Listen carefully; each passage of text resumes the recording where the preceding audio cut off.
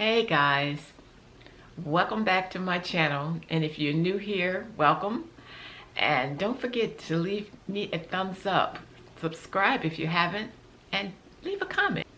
Also share my video.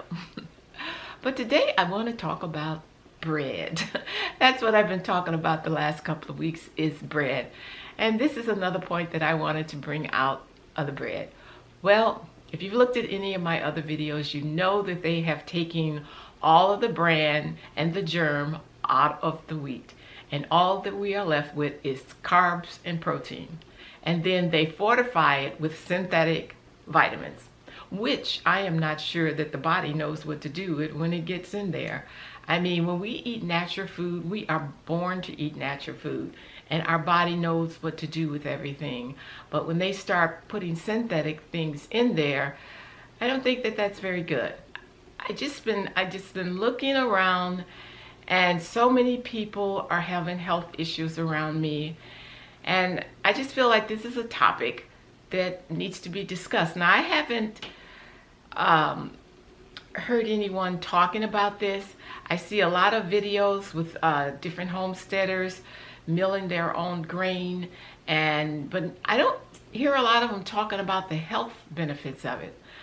And that's something I want to talk about today, because the food that we're eating today is making us all sick. This is some of the benefits of eating freshly milled wheat berries: lower risk of diabetes, reduce LDH bad cholesterol, improve digestive health, improve bone strength, protect against cancer, help with weight management, and reduce the risk of cardiovascular disease. This is one reason why you want to mill your grain and use it when it's fresh, because you can lose a lot of those great nutrients in it if you don't use it right away. And one reason why I pick bread is because most people eat a lot of wheat. And I mean, you're hearing people, so many people with gut issues, so many people feeling they're gluten intolerant. Now, I know there are some people that are born celiac, and those are truly cannot deal with gluten. But there are a lot of people that I'm not sure that it's the gluten that's bothering them. And people need to do their research and find out, because this stuff that they're selling, calling it bread, pasta, and all the different things, it's not even worthy to be eating. Now, I hear people, when I talk about this, give me all kind of reasons. Well, I don't eat a lot of bread. That's too much time. But it's really not that much time. When you have a little small miller, it may take you 5 minutes, and mixing up some muffins, throw some flour in there and a couple other things, mix it up, put it in your muffin tin, 25 minutes, you have delicious muffins. It don't take that long. And far as even making the bread, you can plan to make your bread. Like, I will mix my bread at night and let it sit overnight to rise, because I do use my own yeast. I do the sourdough bread, and I'll let it rise overnight. In the morning when I get up, I throw it in the oven, and it doesn't take that much time. I can have some bread whipped up in 30 minutes, and when I cook it in the morning, it didn't take that long. When I get it up, I could heat up the oven, throw it in the oven, and it'll be done. By the time I get dressed, comb my hair, brush my teeth, and do all those things, I have hot bread ready. So it really doesn't take that long. It's just you have to plan. And I understand that people work, but you could make bread on your off day. You can bake a couple of loaves, you can freeze some, and then all you have to do is warm it up. I love, love, love canning, because when I don't feel like cooking, I just go and get a jar and open it up and heat it up. If I'm going to make soup, I may have to take 2 or 3 jars and throw them in there. Or I have dehydrated things I can throw in there. It's just so good to me, this time of year is my slow time, because in the fall is the busy time when I'm canning and putting all of my harvest up from the garden.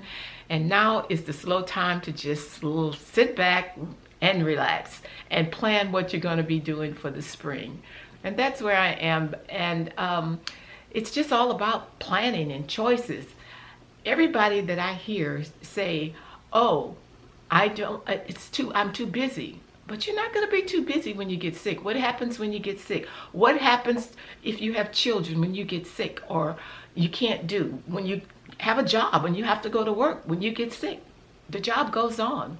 Even if the people who expire, I feel like I have a friend who go through women and we always tease him about, he said, Nix, that's the way I feel like your job is.